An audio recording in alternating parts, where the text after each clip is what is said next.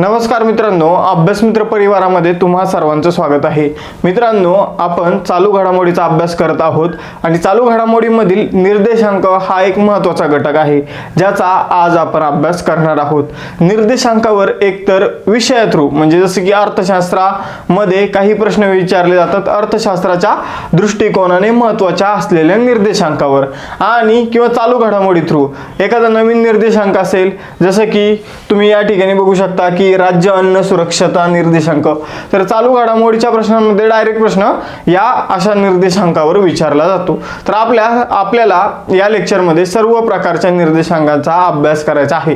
त्यामध्ये प्रामुख्याने तो निर्देशांक कोणती संस्था प्रकाशित करते, भारताची कितवं स्थान ते निर्देशांकामध्ये आहे, त्यानंतर भारताशेजारील जे देश आहे त्यांचं त्या ठिकाणी काय स्थान आहे, आणि त्या निर्देशांकाच्या बाबतीत ज्या काही महत्त्वाच्या गोष्टी आहे ज्यावर प्रश्न विचारले जातात त्या सर्व गोष्टी आज आपण या ठिकाणी कव्हर करणार आहोत।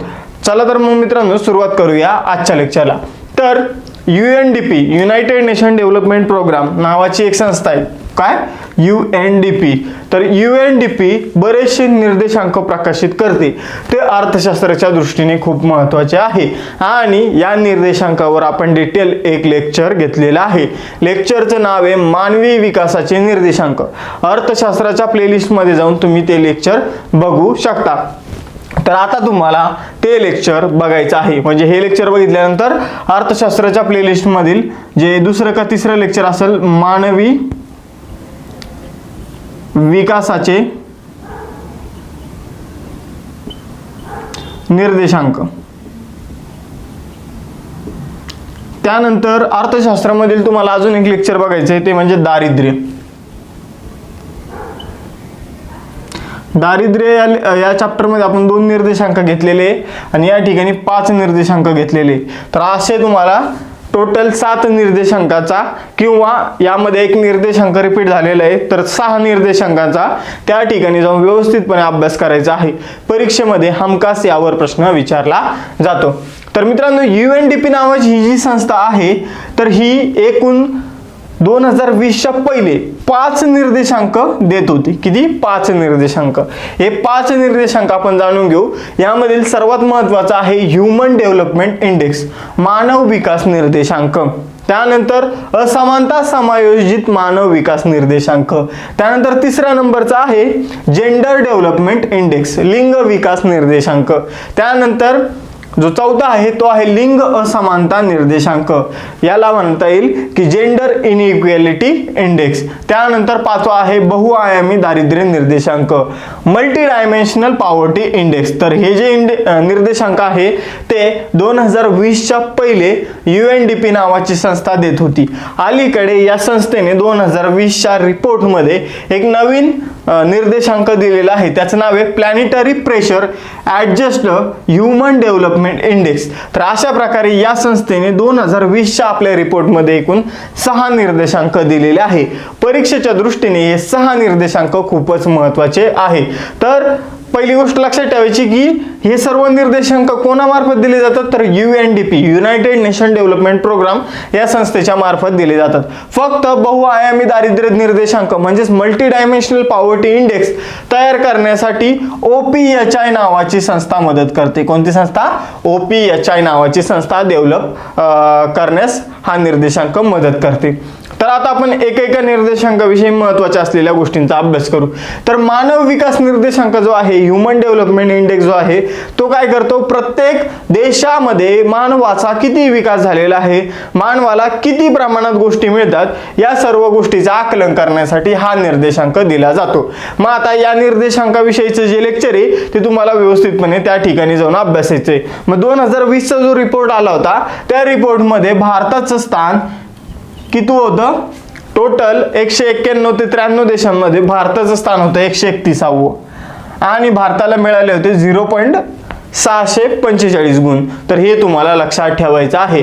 आणि भारत हा एक मध्यम विकसित देश आहे। तर हे तुम्हाला लक्षात ठेवायचं आहे. भारताचा मध्यम विकास झालेला आहे आणि भारताचं जगामध्ये एकूण स्थान हे 131व्या नंबरला भारत आहे.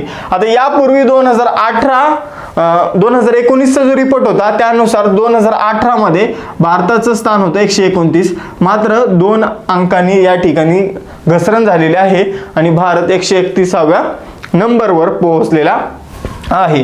जितका नंबर जास्त तितका जो निर्देशांक जो आहे तो वाईट असा समजला जातो. ही गोष्ट लक्षात ठेवा. नाही तर तुम्हाला वाटेल की 129 वरून 131 वर गेला तरी 2 अंकाची घसरण का झाली, तर हा प्रश्न काही जणांना पडू शकतो. आता हा अहवाल कधीचा आहे तर 2020 चा अहवाल आहे, हे तुम्हाला माहित असलं पाहिजे. त्यानंतर या निर्देशांकामध्ये जो टॉपचा देश होता तो होता नॉर्वे.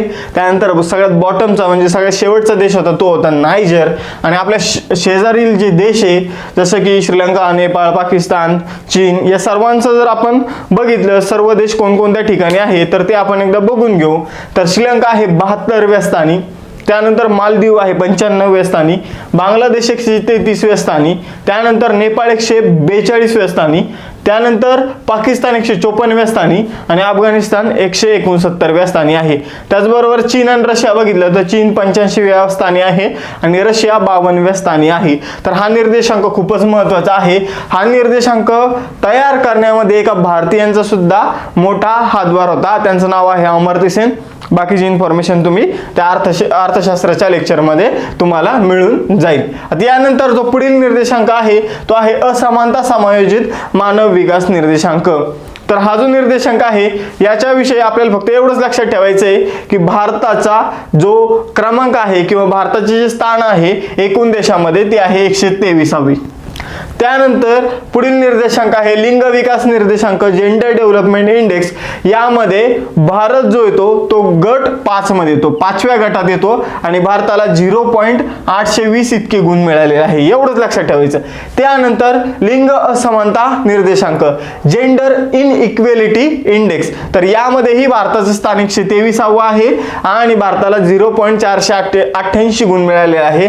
त्यानंतर अजून आज ह्या वर्षीचा जो नवीन निर्देशांक दिला होता 2020 मध्ये planetary pressure adjust human development index. तर या इंडेक्स मध्ये ही भारताचे स्थान 123वेच आहे. तर हे तुम्हाला लक्षात ठेवायचं आहे. आणि तर या निर्देशांकामध्ये म्हणजेच प्लॅनेटरी प्रेशर ऍडजस्ट HDI मध्ये जो पहिल्या क्रमांकाचा देश आहे तो आहे आयर्लंड. तर हे तुम्हाला लक्षात ठेवायचं आहे. तर अशा प्रकारे बरेचशा निर्देशांकामध्ये भारताची पोझिशन कितवी आहे तर 123वी आहे आणि HDI मध्ये भारत 131व्या क्रमांकावर आहे. त्यानंतर हा जो नवीन निर्देशांक दिलेला आहे तर या नवीन निर्देशांक बाबतीत थोडंफार जाणून घेऊ. तर हा निर्देशांक मोजण्यासाठी प्रत्येक देशाचं दरडोई कार्बन उत्सर्जनाची पातळी मोजली जाते. त्याचबरोबर दरडोई भौतिक पदचिन्ह समायोजित करून हा निर्देशांक काढला जातो.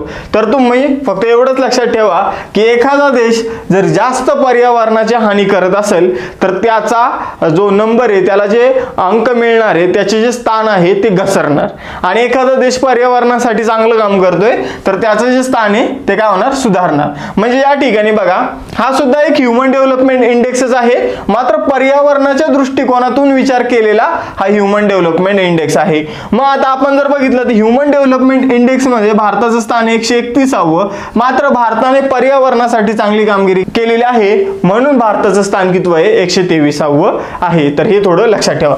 त्यानंतर परीक्षेमध्ये जास्त प्रश्न विचारला गेलेला जो निर्देशांक आहे तो आहे बहुआयामी दारिद्र्य निर्देशांक, मल्टी डायमेन्शनल पॉवर्टी इंडेक्स. पूर्वीपासून म्हणजे हा अलीकडे बनवण्यात आलेला निर्देशांक आहे. 2010 मध्ये एक निर्देशांक अस्तित्वात होता ह्युमन पॉवर्टी इंडेक्स. तर 2010 मध्ये या निर्देशांकाची जागा मल्टी डायमेन्शनल पॉवर्टी इंडेक्सने घेतलेली आहे. तर हे तुम्ही लक्षात ठेवा. त्यानंतर या निर्देशांकामध्ये अशी एक स्केल तयार केली जाते. या स्केलमध्ये 0 ते 100 असं लिहिलेलं असतं. आता या ठिकाणी नीट लक्ष द्या. समजून घ्या एखाद्या देशाला या निर्देशांकाच्या या पट्टीवर 20% पेक्षा कमी गुण मिळालेले असतील तर तो देश खूपच कमी गरीब असतो. आणि खूपच कमी गरीब असतो म्हणण्यापेक्षा त्या देशामध्ये गरिबीचं प्रमाण काय असतं खूपच कमी असतं. त्यानंतर समजून घ्या 20% ते 33% जर गुण मिळालेले असतील 33.33 तर त्या देशामध्ये गरिबी असते. काय असते गरिबी असते. पण बहुआयामी गरिबी नसते. कशी नसते? बहुआयामी गरिबी नसते. त्यानंतर 33% जर त्याला जास्त गुण मिळाले असतील तर त्या देशामध्ये जी गरिबी असते तिला आपण बहुआयामी गरिबी म्हणून ओळखतो. तर हे तुम्हाला लक्षात ठेवायचं आहे. तर परीक्षेमध्ये असा प्रश्न विचारला जाईल की एखादा व्यक्ती किंवा एखादा देश कधी बहुआयामी गरीब होऊ शकतो? तर समजून घ्या, एखाद्या देशाचे गुण जेव्हा 33.33% जास्त असतील तर तेव्हा तो बहुआयामी गरीब होऊ शकतो. यानंतर 50% जास्त जर एखाद्या देशाचे गुण असतील तर त्या देशामध्ये तीव्र स्वरूपात बहुआयामी गरिबी आपल्याला दिसते. तीव्र स्वरूपात आपल्याला त्या ठिकाणी भयावह स्थिती आपल्याला त्या ठिकाणी दिसते. आता भारताचे स्थान कुठे आहे? तर भारताला या निर्देशांकामध्ये जे गुण मिळालेले आहे ते मिळालेले आहेत 43.9. म्हणजे भारत सुद्धा कसा आहे? बहुआयामी गरीब आहे. पण भारत हळूहळू डावीकडे सरकत चाललेला आहे, हे तुम्हाला लक्षात ठेवायचं आहे.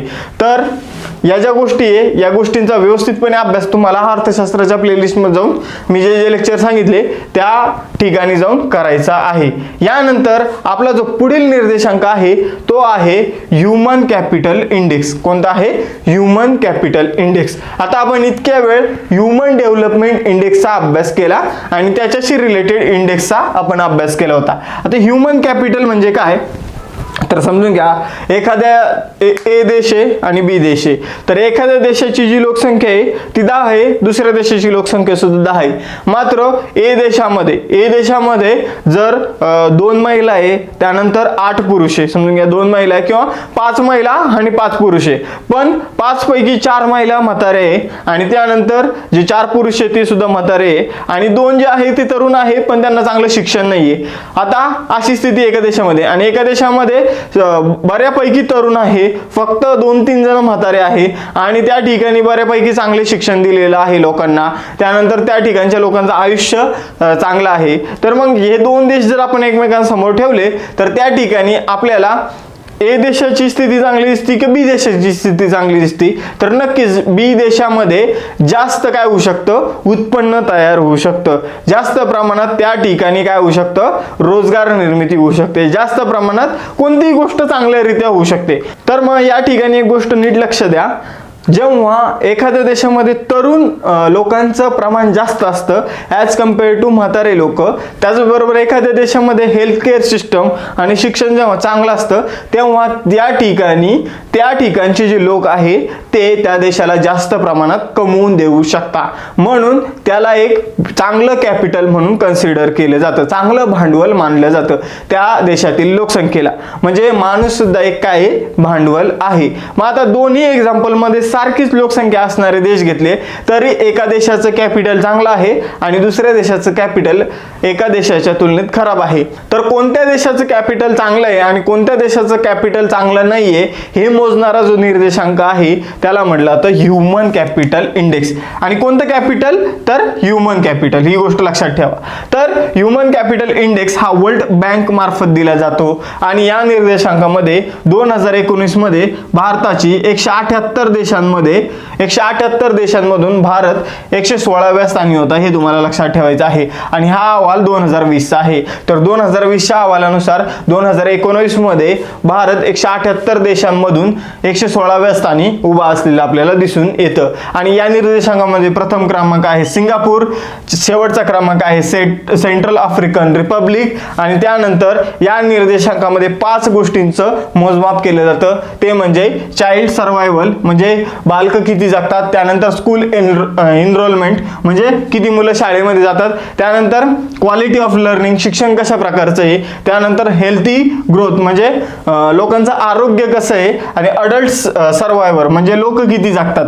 तर या सर्व गोष्टी बघितल्या जातात आणि ज्या देशामध्ये या गोष्टी चांगल्या असतात त्याला चांगलं ह्यूमन कॅपिटल असलेला देश म्हणून ओळखलं जातं.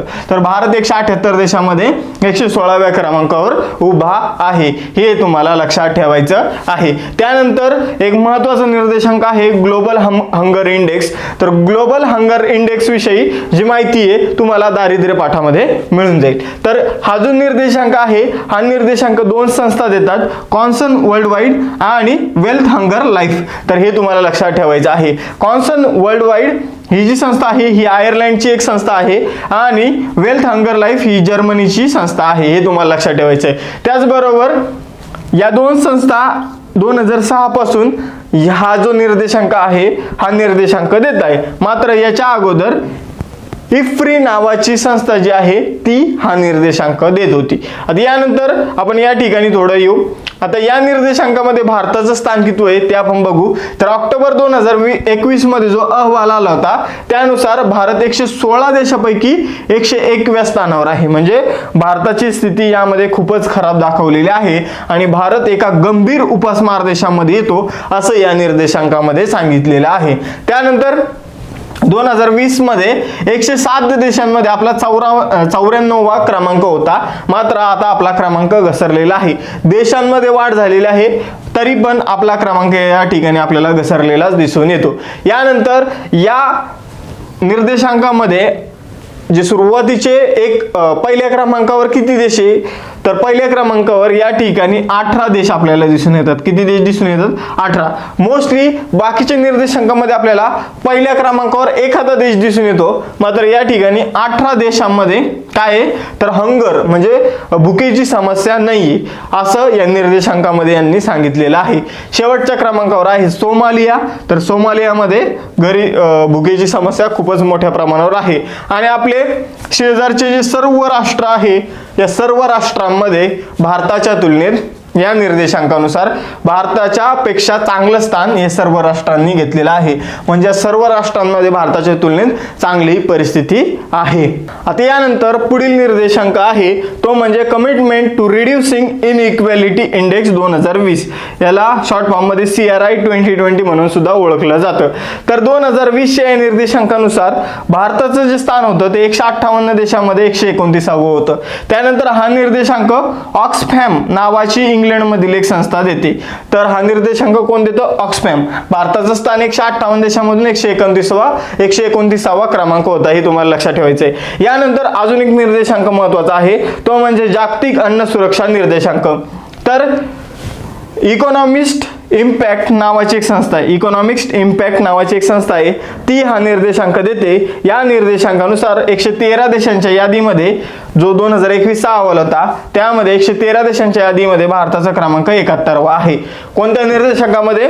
जागतिक अन्न सुरक्षा निर्देशांकामध्ये. या निर्देशांकामध्ये टॉपला आहे आयर्लंड, त्यानंतर लास्टला आहे बुरुंडी नावाचा देश आणि चीन. भारतापेक्षा चीनने चांगली कामगिरी केलेली आहे. बाकी जे आपले शेजारचे देश आहेत त्यांनी आपल्यापेक्षा खराब कामगिरी या ठिकाणी या निर्देशांकामध्ये केलेली आहे. त्यानंतर अलीकडे राज्यांसाठी आपण एक निर्देशांक दिला होता की राज्यामध्ये अन्नाची परिस्थिती कशी आहे, किती लोकांना अन्न मिळतं, किती लोकांना मिळत नाही, यासाठी आपण सर्वेक्षण करून एक निर्देशांक तयार केला. त्याचं नाव आहे राज्य अन्न सुरक्षितता निर्देशांक. या ठिकाणी अन्न सुरक्षा आहे, या ठिकाणी अन्न सुरक्षितता आहे, हे तुम्हाला लक्षात ठेवायचं आहे. तर हा जो निर्देशांक आहे तो FSAII म्हणजेच भारतीय अन्न सुरक्षितता आणि मानके प्राधिकरण या संस्थेने हा निर्देशांक दिलेला आहे. तर हे तुम्हाला लक्षात ठेवायचं आहे. भारतीय अन्न सुरक्षितता आणि मानके प्राधिकरण जे आहे त्याने हा निर्देशांक दिलेला आहे. तर या निर्देशांकामध्ये जे लिस्ट केलेले आहे ते 3 प्रकारे केलेले आहे. तर या निर्देशांकामध्ये मोठे राज्य, लहान राज्य आणि केंद्रशासित प्रदेश अशा प्रकारे 3 ठिकाणी 3 क्रमवारी तयार करण्यात आलेले आहे. तर मोठ्या राज्यामध्ये गुजरात आहे 1 नंबरला, लहान राज्यामध्ये गोवा आहे 1 नंबरला आणि केंद्रशासित प्रदेशामध्ये जम्मू आहे 1 नंबरला. मोठ्या राज्यामध्ये महाराष्ट्राचं स्थान आहे 15व्या क्रमांकाचं. आता 2019-20चा जो निर्देशांक दिलेला होता त्यामध्ये भारत 3ऱ्या क्रमांकावर होता. मात्र 2020-21च्या निर्देशांकामध्ये जो महाराष्ट्र आहे तो 15व्या क्रमांकावर घसरलेला आहे. 2019-20 मध्ये 3रा क्रमांक आणि आता आपला क्रमांक जो आहे तो घसरलेला आहे, हे आपल्याला या निर्देशांकामध्ये दिसून येतं. हा निर्देशांक 2018-19 मध्ये सुरू झाला म्हणजे ही याची 3री आवृत्ती होती. कितवी? 3री आवृत्ती होती. आणि हा निर्देशांक ज्या दिवशी दिला जातो ती तारीख आहे 7 जून आणि 7 जूनला जागतिक अन्न सुरक्षा दिवस साजरा केला जातो. किती जूनला? 7 जूनला जागतिक अन्न सुरक्षा दिन साजरा केला जातो. त्यानंतर एक महत्त्वाचा निर्देशांक आहे, तो आहे ग्लोबल जेंडर गॅप इंडेक्स 2021. कोणता? Global gender gap index. तर या ठिकाणी सेम असा एक निर्देशांक आहे ज्या ठिकाणी तुम्ही कन्फ्यूज होऊ शकता. या ठिकाणी जेंडर डेव्हलपमेंट इंडेक्स आहे किंवा या ठिकाणी एक जो निर्देशांक आहे तो जेंडर इनइक्वॅलिटी इंडेक्स आहे. या दोन्ही निर्देशांकापेक्षा हा जो निर्देशांक आहे ग्लोबल जेंडर गॅप इंडेक्स हा वेगळा आहे आणि हा निर्देशांक वर्ल्ड इकॉनॉमिक फोरम म्हणजे जागतिक आर्थिक मंचाद्वारे दिला जातो. तर या निर्देशांकामध्ये भारताची स्थिती पण खराबच आहे. जसं की 156 देशामध्ये भारत 2021 मध्ये दिलेल्या अहवालानुसार 140व्या क्रमांकावर आहे. 2020 मध्ये भारताचा क्रमांक 112 होता. मात्र आता 28 अंकांची घसरण होऊन भारत 140व्या क्रमांकावर पोहोचलेला आहे. तर हा निर्देशांक कोणता आहे? Global gender gap index. यानंतर या निर्देशांकामध्ये आइसलँड टॉपला आहे, आइसलँड. त्यानंतर शेवटच्या स्थानावर आहे अफगाणिस्तान आणि भारताचे जे शेजारील देश आहे तर ते त्यांच्यामध्ये भारतापेक्षा चांगली परिस्थिती आहे. कशा बाबतीत? जेंडर गॅपच्या बाबतीत. जेंडर गॅप म्हणजे काय? तर मुलगा आणि मुली यामध्ये केला जाणारा भेदभाव. तर या ठिकाणी आपण बघितलं तर बांगलादेशची स्थिती चांगली आहे भारताच्या तुलनेत. बांगलादेशचा 156 देशामध्ये 65वा क्रमांक आहे. नेपाळ 106व्या नंबरला आहे. त्यानंतर पाकिस्तान 153व्या क्रमांकावर आहे, म्हणजे वाईटच आहे. त्यानंतर श्रीलंका 116 आणि भूटान 130व्या क्रमांकावर आहे. यानंतर पुढील निर्देशांक आहे जागतिक युवा विकास निर्देशांक आणि हा निर्देशांक कॉमनवेल्थ सचिवालय जे आहे लंडन या ठिकाणी तर यांनी हा निर्देशांक दिलेला आहे. भारताचं स्थान 181 देशामध्ये 122वं आहे. हे तुम्हाला लक्षात ठेवायचं. टॉपला आहे सिंगापूर, शेवटी आहे चॅड. याच्याविषयी फक्त एवढंच लक्षात ठेवायचं. त्यानंतर ज्येष्ठ नागरिक जीवनमान दर्जा निर्देशांक. तर हा निर्देशांक सुद्धा महत्त्वाचा आहे. हा निर्देशांक कोण तयार करतं? तर इन्स्टिट्यूट फॉर कॉम्पिटेटिव्हनेस. तर हा निर्देशांक ही संस्था तयार करते. तर मग आता या निर्देशांकानुसार परत काही राज्य भारतामधील जे राज्य आहे त्यांचं काही गटामध्ये वर्गीकरण करण्यात आलं. तर मोठे राज्य, लहान राज्य आणि केंद्रशासित प्रदेश. तर मोठ्या राज्यामध्ये राजस्थानमध्ये वृद्धांना जे सर्व्हिस दिले जातात ते चांगल्या प्रकारे दिले जातात. कोणत्या निर्देशांकानुसार? ज्येष्ठ नागरिक जीवनमान निर्देशांकानुसार. राजस्थानमध्ये वृद्धांचं जे जीवनमान आहे ते ॲज कम्पेअर टू बाकी राज्यांच्या तुलनेत चांगलं आहे. म्हणून या ठिकाणी राजस्थान पहिल्या क्रमांकावर आहे. या ठिकाणी महाराष्ट्र दुसऱ्या क्रमांकावर आहे. हे तुम्हाला लक्षात ठेवायचं आहे. त्यानंतर हिमाचल प्रदेश लहान राज्यांमध्ये कुठं आहे? तर लहान राज्यामध्ये पहिल्या क्रमांकावर आहे.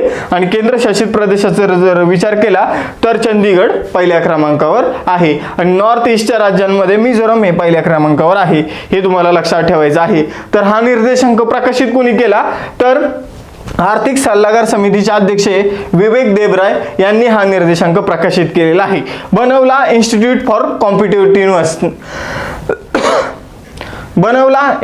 फॉर कॉम्पिटेटिव्हनेस यांनी आणि प्रकाशित केला विवेक देबराय यांनी. तर हे तुम्हाला लक्षात ठेवायचं आहे. त्यानंतर आंतरराष्ट्रीय शैक्षणिक स्वातंत्र्य निर्देशांक एक अलीकडे आलेला आहे. तर हा सुद्धा तुम्हाला लक्षात ठेवायचा आहे. तर आंतरराष्ट्रीय शैक्षणिक स्वातंत्र्य निर्देशांक ग्लोबल पब्लिक पॉलिसी इन्स्टिट्यूटने तयार केलेला आहे. या निर्देशांकामध्ये 2020 मध्ये आपल्याला 0.352 गुण मिळालेले आहे. या ठिकाणी क्रमवारी दिली जात नाही. हे तुम्हाला लक्षात ठेवायचं आहे. फक्त सांगितलं जातं की टॉपला कोण आहे? तर टॉपला आहे उरुग्वे आणि पोर्तुगाल. त्यानंतर पाकिस्तानचे स्थान हा जो निर्देशांक आहे आंतरराष्ट्रीय शैक्षणिक स्वातंत्र्य निर्देशांक यामध्ये भारतापेक्षा चांगलं आहे. त्यानंतर अलीकडे आपल्या देशामध्ये जी शिक्षणाची स्थिती आहे ती चेक करण्यासाठी कामगिरी श्रेणीकरण निर्देशांक देण्यात आला होता. तर हा निर्देशांक 2019-20 साठी तयार केलेला आहे. हे तुम्हाला लक्षात ठेवायचं आहे.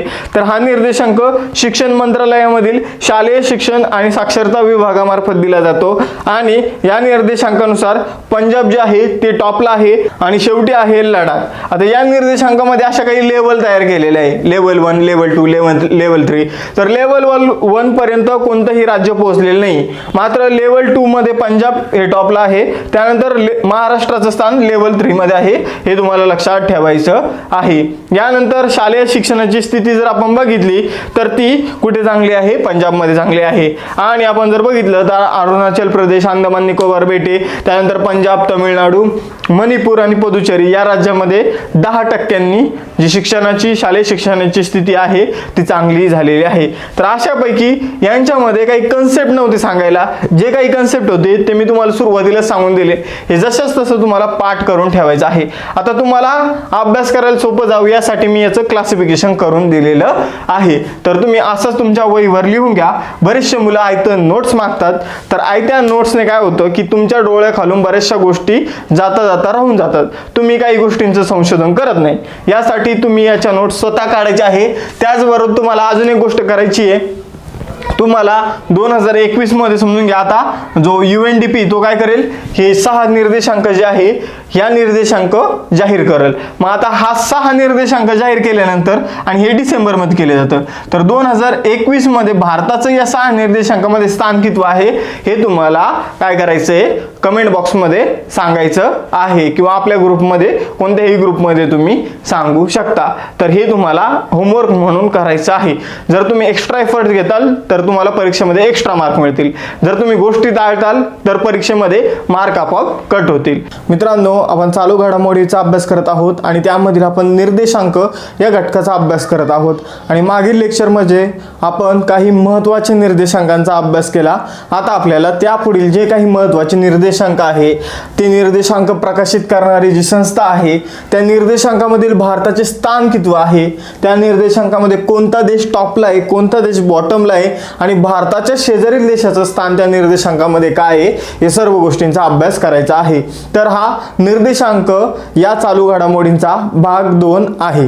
तर आजचा जो आपला पहिला निर्देशांक आहे तो आहे आशिया पॅसिफिक वैयक्तिकृत आरोग्य निर्देशांक. आता हे जे लेक्चर्स आहे यामध्ये कन्सेप्च्युअल गोष्टी कमी आहे, जास्तीत जास्त काय फॅक्च्युअल गोष्टी आहे. त्यामुळे मी जशा प्रकारे सांगतो, मी जशा प्रकारे या ठिकाणी लिहिले तसंच तुम्ही तुमच्या वहीमध्ये नोट्स काढताना लिहा. म्हणजे तुमची कशी होईल की तुमच्या खालून ह्या गोष्टी 3-4 वेळा जातील आणि तुम्हाला लक्षात ठेवायला सोपं होईल. तर आजचा आपला जो पहिला निर्देशांक आहे तो आहे आशिया पॅसिफिक वैयक्तिकृत आरोग्य निर्देशांक. हा निर्देशांक दिलेला आहे EIU ने. आता EIU म्हणजे काय, तर इकॉनॉमिक इंटेलिजन्स युनिट या संस्थेने हा निर्देशांक दिलेला आहे. ही संस्था प्रामुख्याने UK ची आहे. UK मध्ये कोणकोणते देश येतात हे मी तुम्हाला यापूर्वीच्या लेक्चरमध्ये सांगितलेलं आहे. तर या निर्देशांकामध्ये एकूण 11 देशांची आकडेवारी किंवा एकूण 11 देशांबद्दल हा निर्देशांक प्रकाशित करण्यात आलेला आहे. या 11 देशांमध्ये भारत 10व्या स्थानावर आहे. तर आरोग्याच्या बाबतीत आणि विशेषतः आशिया खंडामध्ये आरोग्याची स्थिती कशी आहे याबाबत आशिया खंडातील 11 देशांमध्ये घेतलेले आहे आणि आरोग्याच्या स्थितीबाबत भारत या निर्देशांकामध्ये 10व्या स्थानावर आहे. हे तुम्हाला लक्षात ठेवायचं आहे. टॉपला आहे आशिया खंडामधील सिंगापूर आणि बॉटमला आहे इंडोनेशिया आणि जे शेजारील देश आहे तर शेजारील देश या ठिकाणी घेतलेले नाहीये. भारताचे शेजारील देशांना या ठिकाणी घेतलेले नाहीये कारण या ठिकाणी फक्त 11 देशच घेतलेले. कोणत्या क्षेत्रातील, आशिया पॅसिफिक क्षेत्रातील. तर हे तुम्हाला लक्षात ठेवायचं आहे. पूर्णतः आशिया खंडातील सर्व देश सुद्धा यामध्ये घेतलेले नाहीये. यानंतर अलीकडे कोविडने खूप धुमाकूळ घातलेला होता, तर कोविड कामगिरी निर्देशांक अलीकडे प्रकाशित करण्यात आला. तर हा जो निर्देशांक आहे हा लोवी या संस्थेने प्रकाशित केलेला आहे. हे तुम्हाला लक्षात ठेवायचं आहे. आता या निर्देशांकामध्ये 96 देशांच्या यादीमध्ये भारताचा 86वा क्रमांक आहे. कितवा? 86वा क्रमांक आहे. या देशाच्या यादीमध्ये न्यूझीलंड टॉपला आहे. म्हणजे न्यूझीलंडने कोविड विषयी सगळ्यात चांगलं कार्य जे आहे ते केलेलं आहे. आणि ब्राझील जे आहे तर ब्राझीलने सर्वात खराब कामगिरी केलेली आहे. कशाच्या बाबतीत? कोविड विषयी. मग आता भारताच्या शेजारचा एक देश आहे तो टॉप 10 आहे, टॉप 10 मध्ये आहे, तो आहे श्रीलंका. तर श्रीलंकेविषयी लक्षात ठेवायचे. श्रीलंकेचा यादीतील नंबर आहे 10. श्रीलंकेच्या यादीमधील स्थान आहे 10.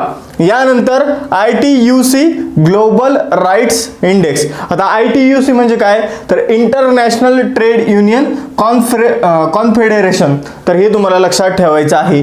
तर यांनी काय केलं होतं, एक निर्देशांक दिला होता, त्याला ITUC ग्लोबल राईट्स इंडेक्स. आता या निर्देशांकामध्ये काय दिलं, तर ही एक ट्रेड युनियन कॉन्फरन्स सारखी एक कॉन्फेडरेशन आहे. म्हणजे जी कामगार आहे त्यांची संघटना आहे मग आता कामगाराच्या संघटनेने जो निर्देशांक दिलेला आहे तो कशाच्या बाबतीत असणार आहे, तर कंपन्यांमध्ये कामगारांची स्थिती कशी आहे, कोणत्या देशामध्ये कामगारांना कशी वागणूक दिली जाते, तर याविषयीचा हा निर्देशांक आहे. आणि यामध्ये अशी यादी दिलेली नाहीये, फक्त यामध्ये असं सांगण्यात आलं होतं की 144 देशांसाठी हा जो निर्देशांक आहे हा प्रकाशित करण्यात आला होता. आणि यामध्ये फक्त असं सांगण्यात आलं होतं की जे शेवटचे बॉटमचे जे 10 देश आहे त्यांची यादी देण्यात आली होती आणि त्यामध्ये भारताचा समावेश होता.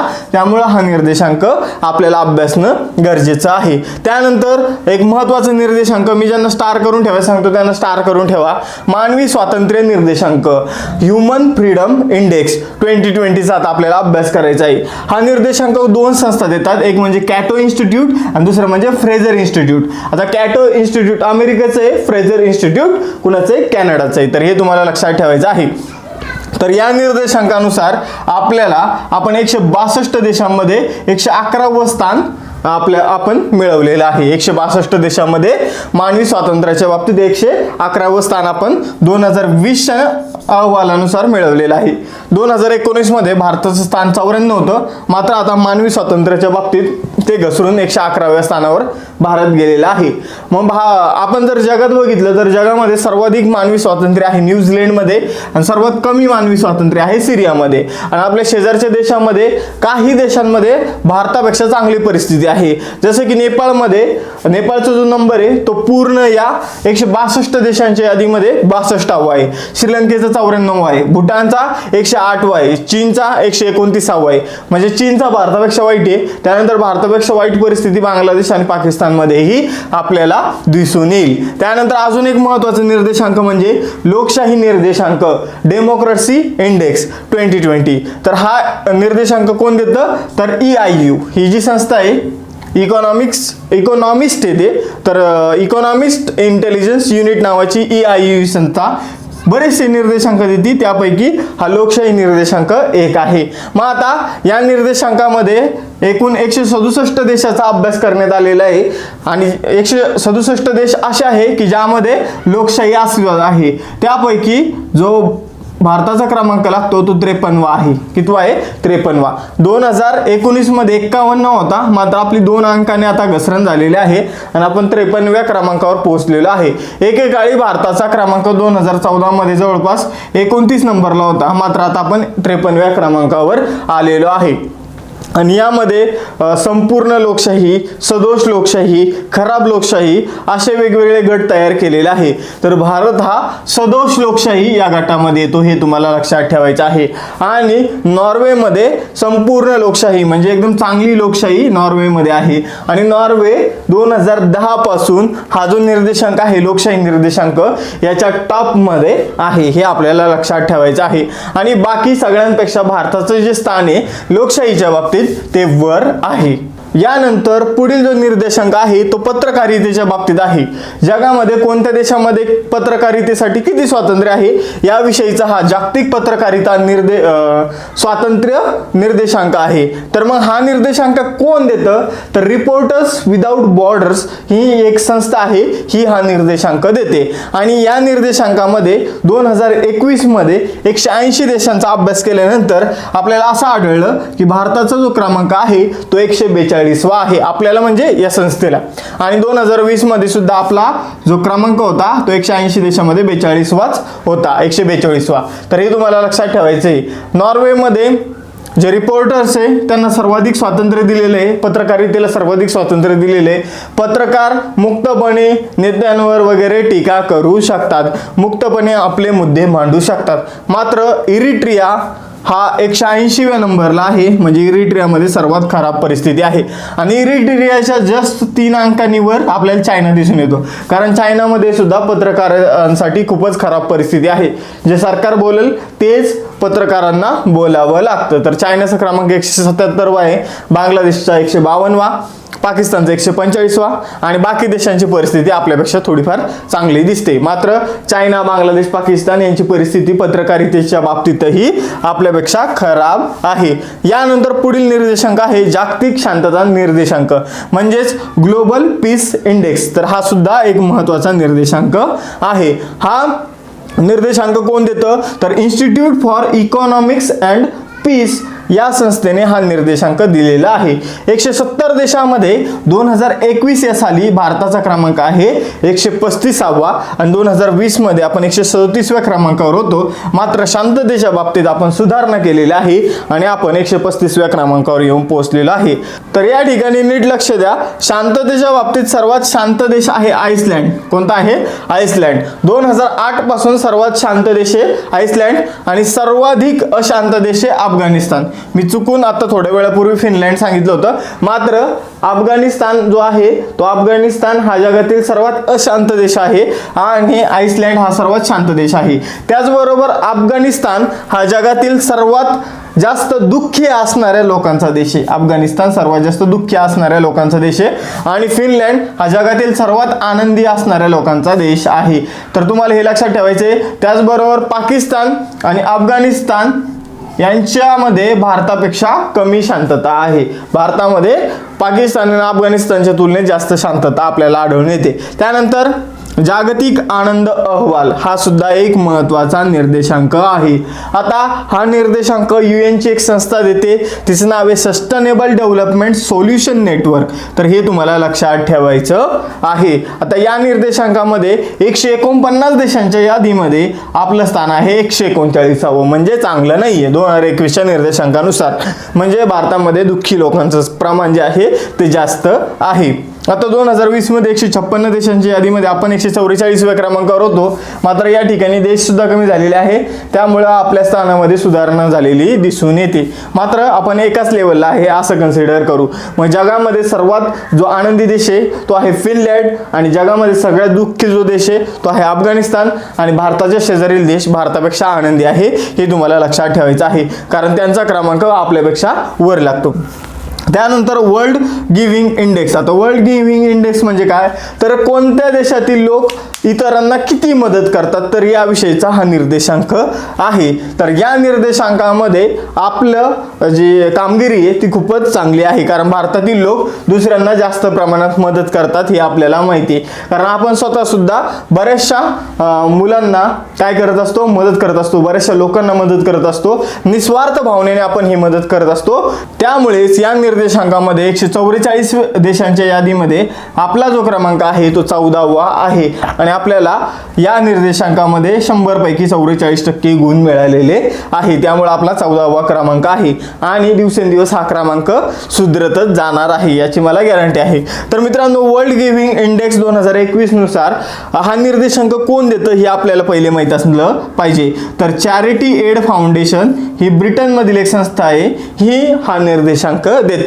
त्याचबरोबर या निर्देशांकानुसार सर्वाधिक दान करतो इंडोनेशिया. सर्वाधिक दान करणारा देश आहे इंडोनेशिया आणि सर्वात कमी दान करणारा देश आहे जपान. तर हे लक्षात ठेवायचं आहे. यामध्ये ज्या देशांमध्ये सर्वाधिक प्रॉब्लेम आहे, विकसनशील देश जे आहे ते यामध्ये दान करण्यात पुढे आहे आणि जे विकसित देश आहे ते आपल्याला दान करण्यामध्ये मागे दिसून येतात.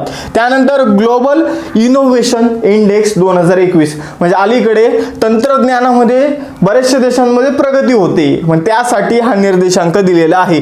कोणत्या देशामध्ये जास्त इनोव्हेशन होतंय, कोणत्या देशामध्ये जास्त शोध लागताय, तर याविषयीचा हा एक निर्देशांक आहे आणि हा निर्देशांक वर्ल्ड इंटेलेक्चुअल प्रॉपर्टी ऑर्गनायझेशनने दिलेला आहे. तर हे तुम्हाला लक्षात ठेवायचं आहे. तर या निर्देशांकामध्ये 132 देशांच्या यादीमध्ये आपला जो क्रमांक लागतो तो 46वा क्रमांक लागतो 2021च्या रिपोर्टनुसार आणि 2020च्या रिपोर्टमध्ये आपण 48व्या क्रमांकावर होतो 131 देशांच्या यादीमध्ये. पण आता आपल्या कशात सुधारणा झालेली आहे, तर आपल्या आता इनोव्हेशन मध्ये सुधारणा झालेली आपल्याला दिसून येते आणि सर्वाधिक इनोव्हेशन कुठं होतं, तर स्वित्झर्लंड मध्ये होतं. हे तुम्हाला लक्षात ठेवायचं आहे. आता भारत सुद्धा काय करतो, इनोव्हेशन इंडेक्स देतो. भारत सुद्धा काय करतो, इनोव्हेशन इंडेक्स देतो आणि भारतामध्ये हा इंडेक्स कोणामार्फत दिला जातो, तर नीती आयोगामार्फत दिला जातो आणि भारतातील इनोव्हेशन इंडेक्स मध्ये जे टॉपचं राज्य आहे ते आहे कर्नाटक आणि नंबर 2 ला येतं महाराष्ट्र. हे तुम्हाला लक्षात ठेवायचं आहे. यानंतर पुढील जो निर्देशांक आहे तो आंतरराष्ट्रीय बौद्धिक संपदा निर्देशांक, आंतरराष्ट्रीय बौद्धिक संपदा निर्देशांक। तर हा जो निर्देशांक आहे तो युनायटेड स्टेट्स मधील एक मंत्रालय आहे, त्याचं ग्लोबल इनोव्हेशन पॉलिसी सेंटर द्वारे हा निर्देशांक देण्यात येतो। तर युनायटेड नेशनचं जे वाणिज्य मंत्रालय आहे त्याचं ग्लोबल इनोव्हेशन पॉलिसी सेंटर मार्फत हा निर्देशांक देण्यात येतो। तर कोणत्या देशामध्ये किती बौद्धिक संपदा आहे यासाठी हा निर्देशांक दिला जातो आणि या निर्देशांकानुसार भारताचं स्थान जे आहे ते 53 देशामध्ये 2021 नुसार 40व्या क्रमांकावर भारत येतो आणि 2020 मध्ये सुद्धा आपण 40व्या क्रमांकावर होतो, हे तुम्हाला लक्षात ठेवायचं आहे। यानंतर ग्लोबल स्मार्ट सिटी इंडेक्स 2021, तर global smart city index 2021 IMD नावाची संस्था आहे, इन्स्टिट्यूट ऑफ मॅनेजमेंट डेव्हलपमेंट नावाचं या संस्थेचं नाव आहे आणि ही संस्था मूळची ऑस्ट्रेलियाची।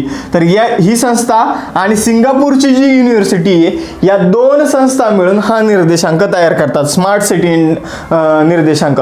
भारतामध्ये 4 स्मार्ट सिटींचा यामध्ये समावेश केलेला आहे। तर या स्मार्ट सिटीपैकी हैदराबादने सर्वात जो भारतातील स्मार्ट सिटीमध्ये पहिला क्रमांक मिळवलेला आहे। हैदराबाद या लिस्टमध्ये 85व्या क्रमांकावर आहे, दिल्ली 86व्या क्रमांकावर आहे, मुंबई 93व्या क्रमांकावर आहे आणि बँगलोर 98व्या क्रमांकावर आहे।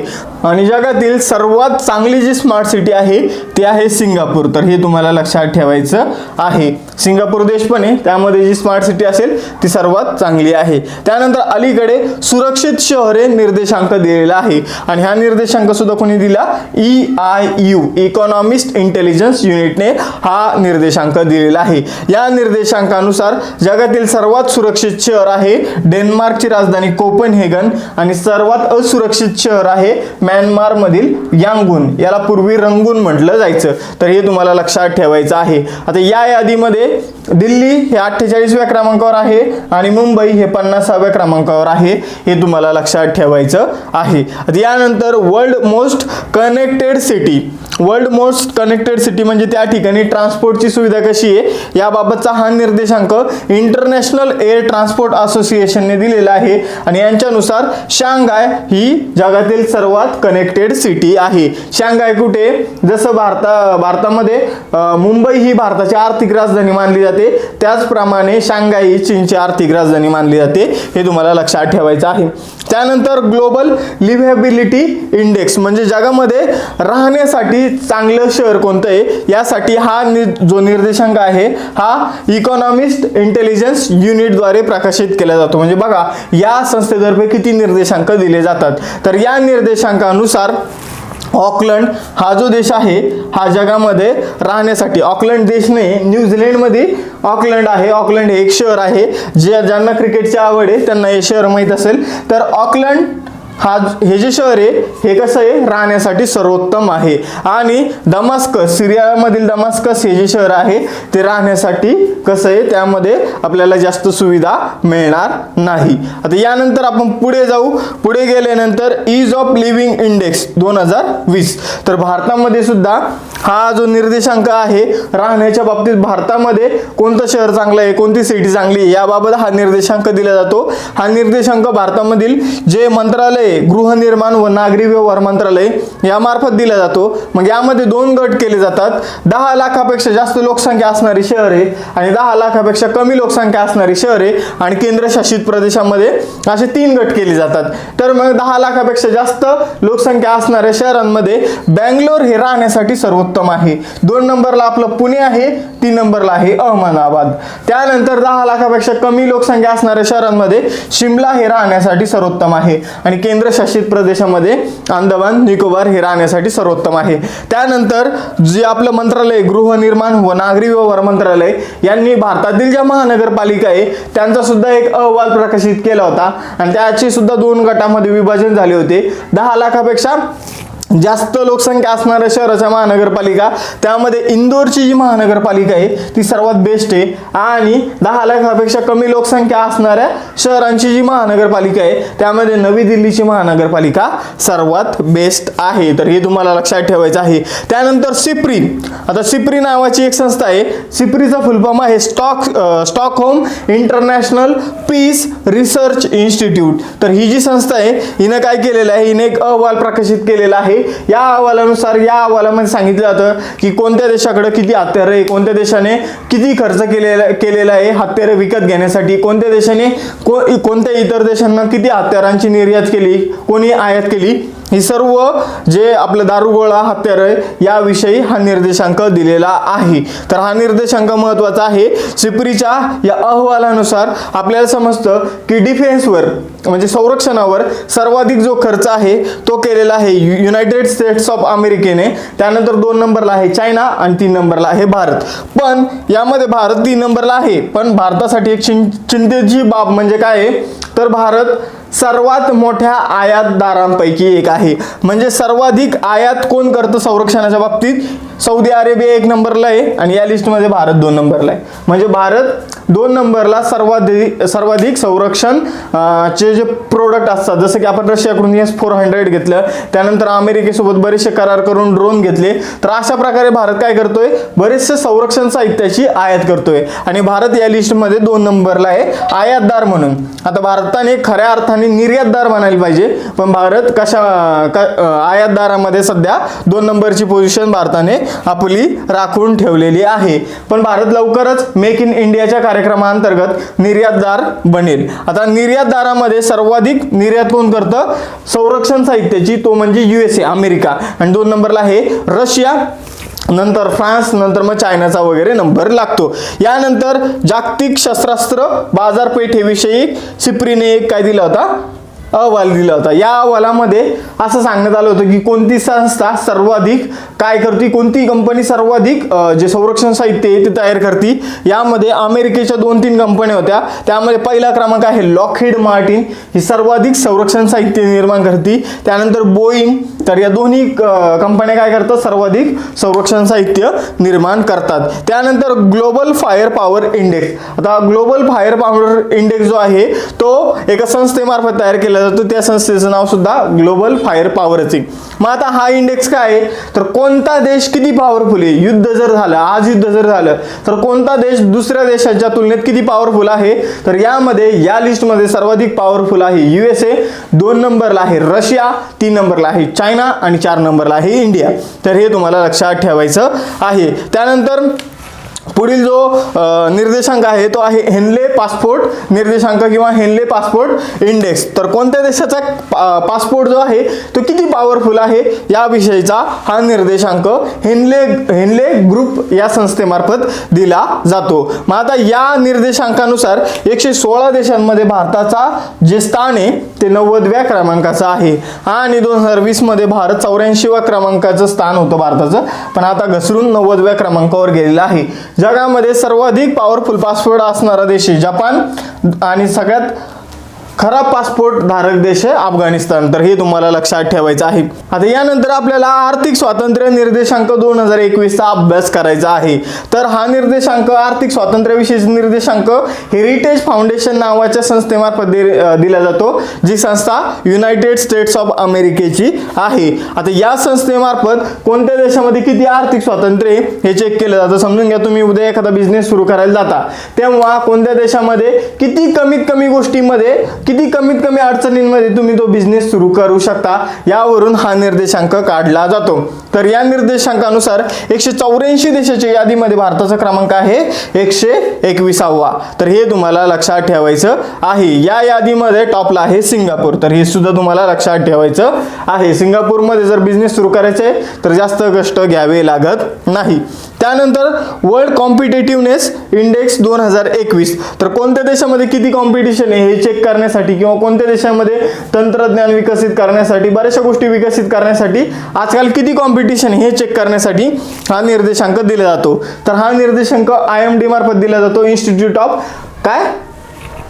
M for management and development. तर या संस्थेमार्फत हा निर्देशांक दिला जातो. ही संस्था मी तुम्हाला सांगितलं की अमेरिका स्थित संस्था आहे. या संस्थेनुसार 2021च्या अहवालामध्ये 64 देशांच्या यादीमध्ये भारताचा क्रमांक 43वा आहे आणि 2020 मध्ये सुद्धा आपण 43व्याच क्रमांकावर होतो, पण त्यावेळी 63 देशांचीच यादी दिली होती. तर या निर्देशांकानुसार स्वित्झर्लंड हे टॉपला आहे. यापूर्वी सिंगापूर टॉपला होतं, मात्र आता स्वित्झर्लंड आहे, हे तुम्हाला लक्षात ठेवायचं आहे. यानंतर ग्लोबल स्टार्टअप इकोसिस्टम इंडेक्स. म्हणजे स्टार्टअप म्हणजे काय, तर छोटासा उद्योग सुरू जेव्हा तुम्ही करता तेव्हा त्याला स्टार्टअप म्हटलं जातं. मग पुढे जाऊन तो मोठा उद्योग झाल्यानंतर त्याला बिझनेस म्हटलं जातं. तर कोणत्या देशामध्ये स्टार्टअप सुरू करण्यासाठी चांगली स्थिती आहे, यासाठी इस्रायल मधील एक संस्था आहे स्टार्टअप लिंक नावाची, तर ती निर्देशांक प्रकाशित करते. तर तिच्यानुसार एकूण 100 देशांचा अभ्यास केल्यानंतर भारताचा जो क्रमांक आहे 100 देशांच्या यादीमध्ये तो 20वा क्रमांक आहे. म्हणजे भारतामध्ये 2021च्या अहवालानुसार स्टार्टअप सुरू करण्यासाठी चांगली स्थिती सध्या अस्तित्वात आहे. आता सर्वाधिक चांगली स्थिती कोणत्या देशात आहे, पहिल्या क्रमांकावर आहे अमेरिका. अमेरिकामध्ये आपल्याला जर स्टार्टअप सुरू करायचं असेल तर आपण सहजरित्या करू शकतो. आणि या निर्देशांकामध्ये भारताच्या काही सिटी सुद्धा सांगितलेले आहे. तर भारताची सगळ्यात बेस्ट सिटी आहे स्टार्टअपसाठी, ती आहे बँगलोर. तर हे तुम्हाला लक्षात ठेवायचं आहे. कोणत्या निर्देशांकानुसार, ग्लोबल स्टार्टअप इकोसिस्टम इंडेक्स 2021 नुसार. आता भारतामध्ये जे वाणिज्य आणि उद्योग मंत्रालय आहे हे सुद्धा सेम प्रकारचा निर्देशांक प्रकाशित करतं. कोणासाठी, राज्यांसाठी. गुजरात आणि कर्नाटक जे राज्य आहे हे टॉपला आहे, हे तुम्हाला लक्षात ठेवायचं आहे. तर गुजरात आणि कर्नाटक विषयी तुम्हाला लक्षात ठेवायचं आहे, जे स्टार्टअपसाठी एकदम बेस्ट आहे. त्यानंतर ईज ऑफ डुईंग बिझनेस. आता ईज ऑफ डुईंग बिझनेस नावाचा एक अहवाल होता, तो अलीकडे देणं बंद केलेला आहे. तर हा अहवाल वर्ल्ड बँकेमार्फत दिला जात होता आणि या अहवालामध्ये 2020 मध्ये जो दिला होता त्यामध्ये भारताचा क्रमांक 63 होता. तर हा जो अहवाल होता यामध्ये भारताची स्थिती अलीकडे सुधरतच चालली होती, पण काही कारणास्तव वर्ल्ड बँकेच्या या अहवालामध्ये खूप मोठ्या प्रमाणावर घोळ होत असल्याने हा अहवाल काय झाला, तर हा अहवाल बंद करण्यात आला, देणं बंद करण्यात आलेला आहे. तर ईज ऑफ डुईंग बिझनेस हा अहवाल 2020च्या नंतर दिला जाणार नाही, हे तुम्हाला लक्षात ठेवायचं आहे. मात्र त्याचबरोबर हे सुद्धा लक्षात ठेवायचं की 2020 मध्ये आपला क्रमांक 63वा होता. तर हे तुम्हाला लक्षात ठेवायचं आहे. तर अशा प्रकारे निर्देशांक आपण जवळपास 12 ते 33 निर्देशांकाचा या लेक्चरमध्ये अभ्यास केलेला आहे. मित्रांनो, आपण चालू घडामोडीचा अभ्यास करत आहोत आणि चालू घडामोडीमधील निर्देशांक या घटकाचा अभ्यास करत आहोत आणि निर्देशांक या घटकाचे हे शेवटचे लेक्चर असणार आहे. यामध्ये आपण टोटल जे सर्व निर्देशांक हे उरलेले ते कव्हर करणार आहोत. मग यामधील जो आपला पहिला निर्देशांक आहे तो आहे जागतिक सायबर सुरक्षा निर्देशांक 2020 आणि हा निर्देशांक आंतरराष्ट्रीय दूरसंचार संघाने दिलेला आहे. इंटरनॅशनल टेलिकम्युनिकेशन युनियनने हा निर्देशांक आपल्याला दिलेला आहे.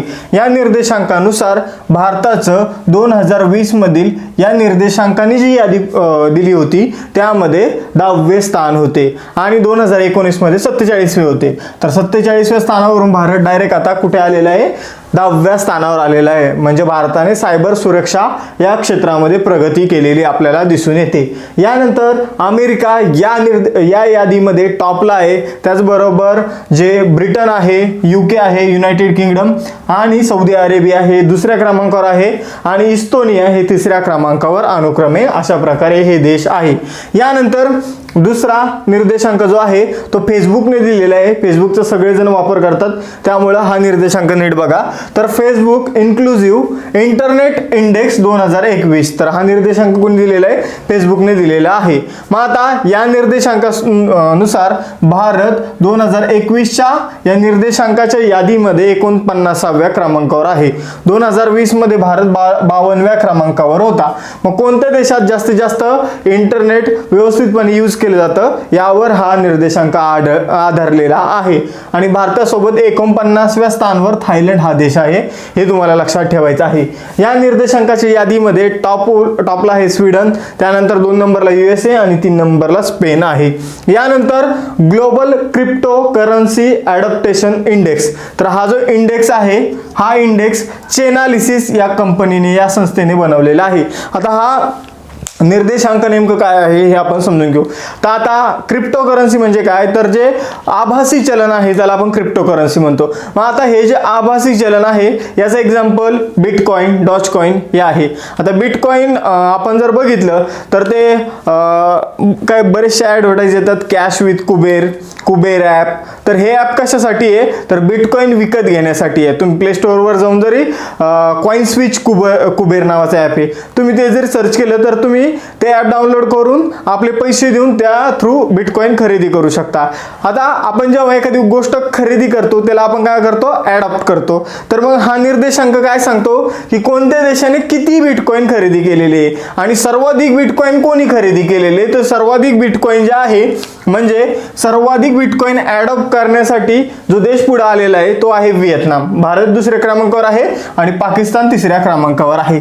यानंतर वित्तीय समावेशनाबाबत RBI काय करणार आहे, निर्देशांक देणार आहे, पण अजून दिलेला नाहीये. परीक्षेमध्ये प्रश्न येऊ शकतो की वित्तीय समावेशनाबाबत भारताची कोणती संस्था एक निर्देशांक प्रस्तुत करणार आहे, तर ती संस्था आहे RBI. तर हे तुम्हाला लक्षात ठेवायचं आहे. हा निर्देशांक, या निर्देशांकामध्ये वित्तीय उपलब्धता, वित्तीय पैशाचा वापर आणि गुणवत्ता या आधारावर हा जो निर्देशांक आहे तो आधारलेला असणार आहे. यानंतर तुम्हाला अजून एक गोष्ट माहित असली पाहिजे. आता तुम्हाला माहिती आहे होलसेल प्राइस इंडेक्स आणि कंझ्युमर प्राइस इंडेक्स हे अर्थशास्त्रामधील चलनवाढ हा जो चॅप्टर आहे यामध्ये आपण या गोष्टी बघितल्या होत्या.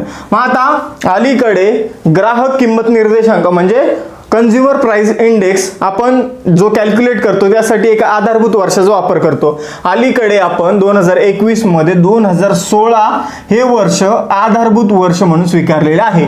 कोणता इंडेक्स काढण्यासाठी, तर ग्राहक किंमत निर्देशांक किंवा कंझ्युमर प्राइस इंडेक्स काढण्यासाठी. तर हे तुम्हाला लक्षात ठेवायचं आहे, मोस्ट इम्पॉर्टंट आहे. यानंतर ग्लोबल मॅन्युफॅक्चरिंग रिस्क इंडेक्स 2021. तर हा जो इंडेक्स आहे हा कुशमन अँड वेकफिल्ड या संस्थेने दिलेला आहे आणि या निर्देशांकानुसार ग्लोबल मॅन्युफॅक्चरिंग म्हणजे कुठे जास्त ग्लोबल मॅन्युफॅक्चरिंग होती, त्यानंतर कोणत्या देशामध्ये तिला जास्त रिस्क आहे, तर यासाठी हा इंडेक्स बनवण्यात आलेला आहे. या इंडेक्सच्या टॉपला आहे चीन, 2 नंबरला आहे भारत. एवढंच लक्षात ठेवायचं. त्यानंतर ओपन बजेट सर्वे. आता आपण दरवर्षी जो अर्थसंकल्प मांडतो तर या अर्थसंकल्पाविषयीचा हा निर्देशांक आहे. मग हा निर्देशांक इंटरनॅशनल बजेट पार्टनरशिप या संस्थेने बनवलेला आहे आणि या संस्थेने एकूण 117 देशाचा अनालिसिस केल्यानंतर भारताचा 117 देशाच्या यादीमध्ये 53वा क्रमांक लागतो. आणि हे हा जो सर्वे ओपन बजेट सर्वे हा दर 2 वर्षांनी दिला जातो. आपण आता 2019चा जे आपली यादी आहे तिच्यामध्ये आपलं 53व स्थान आहे आणि नंबर 1 ला आहे न्यूझीलंड. तर हे तुम्ही लक्षात ठेवा. आता यानंतर 2021चा पण येऊनच जाईल. आता यानंतर निर्यात सज्जता निर्देशांक 2020 म्हणजे कोणतं आपलं राज्य असं आहे, भारतामधील कोणतं राज्य असं आहे की ते निर्यात करण्यासाठी जास्तीत जास्त वस्तू निर्यात करण्यासाठी सज्ज आहे. तर याविषयीचा हा निर्देशांक नीती आयोगाने दिलेला आहे. मग आपण जर बघितलं तर निर्यात करण्यासाठी सज्ज असलेल्या राज्यांमध्ये प्रथम क्रमांक आहे गुजरातचा, त्यानंतर द्वितीय क्रमांक आहे महाराष्ट्राचा, तृतीय क्रमांक आहे तामिळनाडूचा. आणि केंद्रशासित प्रदेशाचा जर विचार केला तर प्रथम क्रमांकावर आहे दिल्ली, द्वितीय क्रमांकावर आहे चंदीगड. आता यानंतर पुढील जो निर्देशांक आहे तो आहे सार्वजनिक व्यवहार निर्देशांक. आता सार्वजनिक व्यवहार निर्देशांक पब्लिक अफेअर्स सेंटर या संस्थेमार्फत दिला जातो. आणि मग ही जी संस्था आहे ही भारतातील संस्था आहे. तर या संस्थेमार्फत हा निर्देशांक दिला गेल्याने आता सार्वजनिक व्यवहार निर्देशांक नेमकं काय आहे हे सुरुवातीला आपण समजून घेऊ, तेव्हा तुम्हाला निर्देशांक व्यवस्थितपणे लक्षात येईल. तर कोणतं सरकार व्यवस्थितपणे आपलं कार्य करतं यासाठी हा निर्देशांक पब्लिक अफेअर्स सेंटर पॅक या संस्थेमार्फत दिला जातो. तर यामध्ये 2 गट करण्यात आलेले, 3 गट करण्यात आलेले, मोठे राज्य, त्यानंतर लहान राज्य आणि केंद्रशासित प्रदेश. तर मोठ्या राज्यामध्ये केरळ टॉपला आहे, महाराष्ट्र 12व्या क्रमांकावर आहे. 2020चा जो इंडेक्स होता त्यामध्ये महाराष्ट्र 5व्या क्रमांकावर होतं, मात्र आता 12व्या क्रमांकावर घसरलेला आहे. म्हणजे महाराष्ट्राचं जे आपण म्हणू शकतो काय म्हणू शकतो सार्वजनिक व्यवहार ते चांगल्या रीतीने सुरू नाहीये. त्यानंतर लहान राज्यामध्ये टॉपला आहे सिक्कीम आणि केंद्रशासित प्रदेशामध्ये आहे पुदुचेरी. तर हे तुम्हाला लक्षात ठेवायचं आहे. त्यानंतर आता चॅडलर सुशासन निर्देशांक 2021. आता हा भारतातल्या संस्थेमार्फत जो निर्देशांक देण्यात येतो त्याचा आपण यापूर्वी अभ्यास केला. आता पूर्ण देशांचा अभ्यास करून देशांसाठी जो निर्देशांक दिला जातो, देशामध्ये शासन कशा प्रकारचं चालू आहे त्या निर्देशांकाचं नाव आहे चॅडलर सुशासन निर्देशांक 2021. तर हा निर्देशांक चॅडलर इन्स्टिट्यूट ऑफ गव्हर्नन्स मार्फत दिला जातो. आणि मग या निर्देशांकानुसार 104 देशांमध्ये भारताचा जो क्रमांक आहे तो 49वा आहे. आणि टॉपचा जो देश आहे ज्या देशामध्ये शासन खूपच चांगलं आहे तो आहे फिनलँड. तर हे तुम्हाला लक्षात ठेवायचं आहे. त्यानंतर द ग्लोबल ब्रायबरी रिस्क मॅट्रिक्स. तर मग हा निर्देशांक आपण इंग्लिशमध्ये नाव असलं तर थोडं कन्फ्युजन होऊन जातं. तर हा जो निर्देशांक आहे हा भ्रष्टाचाराशी रिलेटेड आहे. भ्रष्टाचारामुळे कोणत्या देशाला जास्तीत जास्त धोका आहे याविषयी हा जो निर्देशांक आहे हा आहे. आता हा निर्देशांक ट्रेस इंटरनॅशनल या संस्थेमार्फत दिला जातो. तर हे तुम्हाला लक्षात ठेवायचे आहे. 2020 च्या निर्देशांकामधील यादीनुसार 194 देशांमध्ये भारताचं जे स्थान आहे ते 77व आहे. त्यानंतर 2019 मध्ये 78व स्थान होतं. तर मग या निर्देशांकानुसार सर्वात कमी भ्रष्टाचार आहे डेन्मार्कमध्ये, सर्वात जास्त भ्रष्टाचार आहे उत्तर कोरियामध्ये आणि भूतानचं जे स्थान आहे ते भारतापेक्षा चांगले हे तुम्हाला लक्षात ठेवायचं आहे. त्यानंतर या ठिकाणी भ्रष्टाचार धारणा निर्देशांक हा एक महत्त्वाचा निर्देशांक आहे. हा निर्देशांक ट्रान्सपरन्सी इंटरनॅशनल या संस्थेमार्फत दिला जातो. आता या निर्देशांकाचा आपण जर अभ्यास केला तर 180 देशांमधून भारताचं स्थान 86व्या क्रमांकावर आहे. म्हणजे भारतामध्ये किती भ्रष्टाचार आहे तर 180 देशांमधून भारताचा क्रमांक या निर्देशांकानुसार 86व्या क्रमांकावर लागतो. म्हणजे भारताच्या आधी जे 85 देश आहेत त्यामध्ये भारतापेक्षा भ्रष्टाचाराची स्थिती चांगली आहे.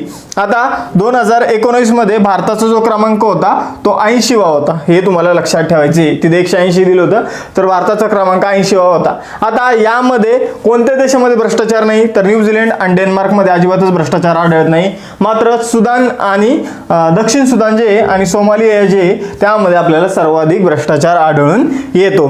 त्यानंतर जर आपण बघितला तर सस्टेनेबल डेव्हलपमेंट रिपोर्ट. आता हा निर्देशांक महत्त्वाचा आहे कारण SDG जे गोल आहे अर्थशास्त्रामध्ये जे SDG आहे सस्टेनेबल डेव्हलपमेंट गोल्स तर त्यावर नेहमी परीक्षेमध्ये प्रश्न येतो. त्यामुळं हा निर्देशांक खूपच महत्त्वाचा आहे.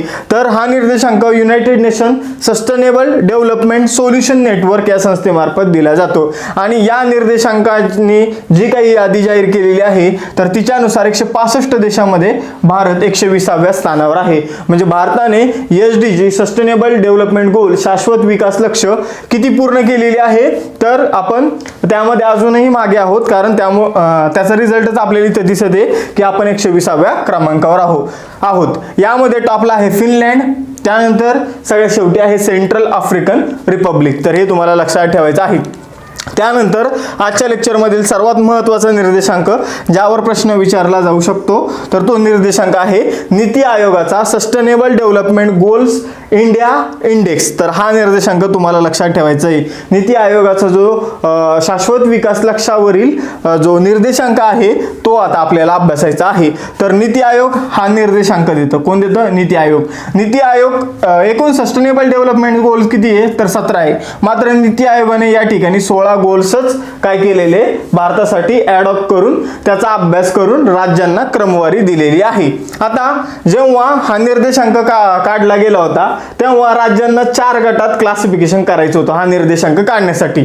तर पहिलं जे गट होता तो होता अचिव्हर. म्हणजे शाश्वत विकास लक्ष्य गाठण्यासाठी जो गट सगळ्यात चांगलं काम करेल, जो राज्य सगळ्यात चांगलं काम करेल त्याला अचिव्हर म्हणून ओळखलं जाईल. त्यानंतर 2 नंबरला असेल फ्रंट रनर गट, 3 नंबरचा गट असेल परफॉर्मर आणि शेवटचा गट असेल ॲस्पायरंट. तर मग या ठिकाणी सर्वात महत्त्वाची गोष्ट म्हणजे ही लक्षात घ्या की या ठिकाणी अचिव्हर आणि ॲस्पायरंट या दोन्ही गटात कोणीच नाही. सर्व राज्य आणि केंद्रशासित प्रदेश काय आहे फ्रंट रनर आणि परफॉर्मर या दोनच गटात आहे. अजून अचिव्हर व्हायला वेळ आहे. मात्र आपली परिस्थिती इतकी खराब नाही की आपण ॲस्पायरंट आहोत. तर आता या ठिकाणी जर आपण बघितलं तर केरळ राज्यांचा जर विचार केला तर केरळ टॉपला आहे. काय केरळ टॉपला आहे. 2 नंबरला आहे हिमाचल प्रदेश आणि तमिळनाडू. केरळला एकूण 75 गुण मिळालेले आहे, त्यामुळे तो टॉपला आहे. त्यानंतर 2 नंबरला आहे हिमाचल प्रदेश आणि तमिळनाडू यांना 74 गुण मिळालेले आहे. 3 नंबरला आहे आंध्र प्रदेश, गोवा, कर्नाटक आणि उत्तराखंड यांना 72 गुण मिळालेले आहे. 4 नंबरला आहे सिक्कीम 71 गुण आणि 5 नंबरला आहे महाराष्ट्राला मिळालेले 70 गुण. एकूण देशाचा जर विचार केला तर 2020-21 मध्ये आपल्याला 66 गुण मिळालेले आहे. आता भारतच काढतो की भारताने किती सस्टेनेबल डेव्हलपमेंट गोल्स कंप्लीट केलेले आहे. सर्व राज्यांचे मिळून जर आपण काढलं तर भारताला 66 गुण मिळतात. 2019-20 मध्ये भारताला 60च गुण मिळत होते, हे तुम्हाला लक्षात ठेवायचं आहे. जर आपण केंद्रशासित प्रदेश बघितले तर चंदीगडने 79 गुणासह केंद्रशासित प्रदेशामध्ये आणि एकूणच सर्व राज्य आणि केंद्रशासित प्रदेशामध्ये टॉप स्थान मिळवलेलं आहे. त्यानंतर दिल्लीने 68 गुण मिळवलेले आहे, पदुचेरी 68 आणि दादरा नगर हवेली आणि दमन आणि दीव हे सर्वात शेवटी आहे 62 गुणासह, हे तुम्हाला लक्षात ठेवायचं आहे. आणि यामध्ये फास्ट मुव्हिंग स्टेट जे आहे म्हणजे ज्याने सर्वात जास्त ट्रान्सफॉर्म केलेले आहे तो आहे मिझोरम, 2 नंबरला आहे हरियाणा. तर हा निर्देशांक काय आहे हे मी तुम्हाला परत सांगतो कारण हा महत्वाचा आहे. नीती आयोग काय म्हटलं की आपल्याला काय करायचंय, आपल्या देशाला एकूण काय करायचंय सस्टेनेबल डेव्हलपमेंट गोल म्हणजे शाश्वत विकास लक्ष्य. अर्थशास्त्रामध्ये आपण याच्यावर एक चॅप्टर घेतलेला आहे, तुम्ही त्या ठिकाणी जाऊन लेक्चर बघू शकता. तर मग आपल्याला काय करायचे ते सस्टेनेबल डेव्हलपमेंट गोल जी आहे एकूण 17 गोल्स ती आपल्याला कंप्लीट करायची. मग आपण काय करायचं प्रत्येक राज्याला असं लक्ष द्यायचं की तुम्ही कंप्लीट करा. मग यांनी काय केलं एक निर्देशांक सुरू केला, त्यानुसार कळेल की कोणत्या राज्याने किती गोल कंप्लीट केले. त्या निर्देशांकाचं नाव आहे NITI Aayog sustainable development India index असं त्याचं नाव आहे. मग यानुसार आपण बघितलं की 2020-21 मध्ये टॉप केलं केरळ राज्याने. त्यानंतर 2 नंबरला आहे हिमाचल प्रदेश, तमिळनाडू. 3 नंबरला आहे आंध्र प्रदेश, गोवा, कर्नाटक आणि उत्तराखंड. 4 नंबरला सिक्कीम आणि 5 नंबरला महाराष्ट्र. मग आपल्याला कळलं सर्वाधिक चांगलं काम जे आहे राज्यामध्ये केरळने केलेले आहे, केंद्रशासित प्रदेश आणि केंद्रशासित प्रदेशामध्ये चंदीगडने केलेले. पण सगळ्यात जास्त ट्रान्सफॉर्मेशन जे आहे सगळ्यात जास्त समजून घ्या की महाराष्ट्राला 10 गुण होते पण आता 20 गुण आहे आणि बाकीच्या राज्याला 10 गुण होते त्याला आता 12 गुण आहे. म्हणजे महाराष्ट्राने बाकीच्या राज्याच्या तुलनेत चांगली प्रगती केलेली आहे. म्हणजेच बाकीच्या राज्याच्या तुलनेत चांगली प्रगती आणि जास्त प्रगती मिझोरम आणि हरियाणाने केलेली आहे. जरी टॉपमध्ये केरळ, हिमाचल प्रदेश, तमिळनाडू, गोवा, आंध्र प्रदेश, त्यानंतर उत्तराखंड, त्यानंतर सिक्कीम आणि महाराष्ट्र असतील तरी पण जास्त प्रगती करणारे राज्य आहे मिझोरम आणि हरियाणा. एकूण केंद्रशासित प्रदेश आणि राज्यांमध्ये टॉप केलेले चंदीगडने. केंद्रशासित प्रदेशामध्ये सुद्धा टॉपला आहे चंदीगड. तर हे तुम्हाला लक्षात ठेवायचं आहे. आणि भारताचे एकूण गुण आहे 2020-21 मध्ये 66, 2020 मध्ये होते 60. तर हे तुम्हाला ॲज इट इज लक्षात ठेवायचं आहे. आता यानंतर इतर आपण जे निर्देशांक आहे त्यांचा अभ्यास करू. तर एन्व्हायरमेंट परफॉर्मन्स इंडेक्स जो आहे तो वर्ल्ड इकॉनॉमिक फोरम त्याला आपण WEF म्हणून ओळखतो. त्याचबरोबर येल आणि कोलंबिया युनिव्हर्सिटी जे आहे यांनी मिळून हा निर्देशांक दिलेला आहे. तर पर्यावरणाबाबत कामगिरी करणारे कोणते देश आहे यासाठी हा निर्देशांक या World Economic Forum, Yale University आणि कोलंबिया युनिव्हर्सिटीने मिळून तयार केलेला आहे. यामध्ये 180 देशामध्ये भारताचा क्रमांक कामगिरीविषयी 168वा लागतो. तर हे तुम्हाला लक्षात ठेवायचं आहे. आता यानंतर डेन्मार्क यामध्ये टॉपला आहे. आता यानंतर पुढील जो निर्देशांक आहे तो जागतिक ऊर्जा निर्देशांक. हा निर्देशांक सुद्धा वर्ल्ड इकॉनॉमिक फोरमचाच आहे, हे तुम्हाला लक्षात घ्यायचंय. या निर्देशांकानुसार 2021 मध्ये 115 देशांच्या यादीमध्ये आपला जो नंबर होता, आपला जो क्रमांक होता, आपलं जे स्थान होतं ते 87 होतं आणि 2020 मध्ये 74व आपलं स्थान आहे. टॉपला आहे स्वीडन म्हणजे ऊर्जा संक्रमणामध्ये आणि शेवटी आहे झिम्बाब्वे. तर हे तुम्हाला लक्षात ठेवायचं आहे. त्यानंतर हवेची गुणवत्ता चेक करण्यासाठी युनायटेड स्टेट्सने US एअर क्वालिटी इंडेक्स प्रकाशित केला आणि हा जो इंडेक्स आहे तर ही एक US मधील संस्था आहे, एन्व्हायरमेंट प्रोटेक्शन एजन्सी, हिने हा प्रकाशित केलेला आहे. यांच्यानुसार लाहोर हे सर्वात प्रदूषित शहर आहे, 2 नंबरला आहे दिल्ली. तर हे लक्षात ठेवायचंय. आता हवेसाठी हवेची क्वालिटी चेक करण्यासाठी वेगवेगळे निर्देशांक किंवा वेगवेगळे इंडेक्स वेगवेगळ्या संस्थेनी प्रकाशित केलेले आहे. त्यामुळे वेगवेगळ्या यादीत वेगवेगळे शहर जे आहे ते टॉपला आहे. आता US नुसार लाहोर टॉपला आहे, दिल्ली 2 नंबरला आहे. पण आता वर्ल्ड एअर क्वालिटी इंडेक्स 2020 हा जो निर्देशांक आहे हा ग्रीन पीस नावाच्या संस्थेने प्रकाशित केलेला आहे. यांच्यानुसार चीन मधील होतान हे शहर टॉपला आहे. पण या ठिकाणी भारताचा जर विचार केला तर भारतातलं गाझियाबाद हे शहर यामध्ये टॉपला येतं, भारतातील शहरांचा विचार केला. आणि अजून एक महत्त्वाची गोष्ट म्हणजे यामध्ये पहिली जी 30 शहर आहे, या 30 शहरापैकी 22 शहर प्रदूषित असणारे शहर फक्त भारतातलेच आहे आणि या 22 पैकी सर्वात टॉपला आहे गाझियाबाद. तर हे लक्षात ठेवायचं, एकूणच टॉपला आहे होतान, मात्र 30 पैकी 22 शहर भारतातील आणि 22 पैकी टॉपला आहे गाझियाबाद जिल्हा. तर हे तुम्हाला लक्षात ठेवायचं आहे. जर आपण प्रदूषित राजधानींचा विचार केला या निर्देशांकानुसार, तर आपण जर बघितलं तर प्रदूषित राजधानी आहे दिल्ली, प्रदूषित देशाचा जर विचार केला तर तो आहे बांगलादेश. तर हे तुम्हाला लक्षात ठेवायचं आहे. आता या ठिकाणी बघा, हवामान बदल कामगिरी निर्देशांक. तर हवामान बदलाविषयी जी काही कामगिरी आपण करत आहोत त्याविषयीचा हा निर्देशांक. आता या ठिकाणी एन्व्हायरमेंट परफॉर्मन्स इंडेक्स म्हणजे हा पर्यावरणाविषयी कामगिरी निर्देशांक होता. आता हा आहे फक्त हवामान बदल, पर्यावरणातील एकच गोष्ट घेतलेली. तर हवामान बदलाविषयी कोणत्या देशाने किती कामगिरी केलेली याविषयीचा हा निर्देशांक आहे. हा निर्देशांक जर्मन वॉच आणि न्यू क्लायमेट इन्स्टिट्यूट या दोन संस्थांनी मिळून तयार केलेला आहे, मात्र जास्त वाटा आहे जर्मन वॉच या संस्थेचा. या निर्देशांकानुसार 61 देशांच्या यादीमध्ये भारताचा 10वा क्रमांक आहे. 2020 मध्ये सुद्धा 10वाच होता, 2019 मध्ये सुद्धा 10वाच होता, 2021 मध्ये सुद्धा 10वाच आहे. या निर्देशांकामध्ये टॉप 3चं जे स्थान आहे, पहिले 3 जे आहे ते स्थान कोणत्याही देशाला दिलेलं नाही, कारण कोणत्याही देशाने इतकी चांगली कामगिरी केलेली नाही ज्याने हवामान बदलाला रोखलं जाईल. पण 4थ्या नंबरला आहे डेन्मार्क आणि शेवटच्या नंबरला आहे युनायटेड स्टेट्स ऑफ अमेरिका, म्हणजेच अमेरिका आपण नॉर्मली म्हणतो. त्यानंतर the children's climate risk index म्हणजे क्लायमेट जर चेंज झाला, हवामान जर बदल झालं तर त्यानुसार कोणत्या देशातील बालकांना या हवामान बदलाचा सर्वात जास्त इफेक्ट होईल, सर्वात जास्त धोका राहील. तर हा जो निर्देशांक आहे हा युनिसेफ नावाच्या एका संस्थेने बनवलेला आहे. यानुसार भारताचा क्रमांक 163 देशांमध्ये 26वा लागतो, म्हणजे भारताला जास्त धोका असू शकतो या निर्देशांकानुसार. भारताला म्हणजे भारतातील बालकांना हवामान बदलाचा जास्त धोका असू शकतो, कारण भारत 26व्या क्रमांकावर या ठिकाणी आहे. आणि आपण यामध्ये जर पुढे बघितलं तर सर्वात कमी धोका 163व्या क्रमांकावर असलेल्या आईसलँडला असेल, आईसलँडमधील बालकांना असेल. आणि सर्वात जास्त धोका 1 नंबरला आहे सेंट्रल आफ्रिकन रिपब्लिक, या देशातील मुलांना हवामान बदलाचा सर्वाधिक धोका असणार आहे. त्यानंतर पुढील निर्देशांक आहे ग्लोबल क्लायमेट रिस्क इंडेक्स 2021. हा निर्देशांक सुद्धा जर्मन वॉच या संस्थेनेच तयार केलेला आहे. यानुसार या निर्देशांकानुसार भारताचा जो क्रमांक आहे तो 7वा क्रमांक आहे. म्हणजेच हवामान बदलामुळे जी रिस्क निर्माण होते त्यानुसार भारत 7व्या क्रमांकावर आहे, म्हणजे भारताला खूपच धोका आहे. सर्वात जास्त धोका मोझांबिकला आहे, कारण मोझांबिक 1 नंबरला आहे. पण या ठिकाणी जर बघितलं भारताचा क्रमांक 7वा आहे 2021 नुसार, भारताला पण खूप जास्त धोका आहे हवामान बदलाचा. आणि 2020 मध्ये भारत 5व्या क्रमांकावर होता, मात्र आता भारताची कामगिरी सुधारलेली आहे आणि भारत 7व्या क्रमांकावर आलेला आहे. त्यानंतर IQ एक संस्था आहे, IQ एअर नावाची एक संस्था आहे. ही काय करते, एअर क्वालिटी इंडेक्स प्रकाशित करते. तर या संस्थेनुसार सर्वात प्रदूषित जे शहर आहे ते दिल्ली. कोणतं आहे? दिल्ली. त्यानंतर यांच्या यादीमध्ये 4थ्या क्रमांकावर कोलकाता होतं, 7व्या क्रमांकावर मुंबई होतं. तर हे तुम्हाला लक्षात ठेवायचे. पण IQ एअर क्वालिटी इंडेक्स नुसार सर्वात प्रदूषित शहर होतं दिल्ली, हे तुम्हाला लक्षात ठेवायचं आहे.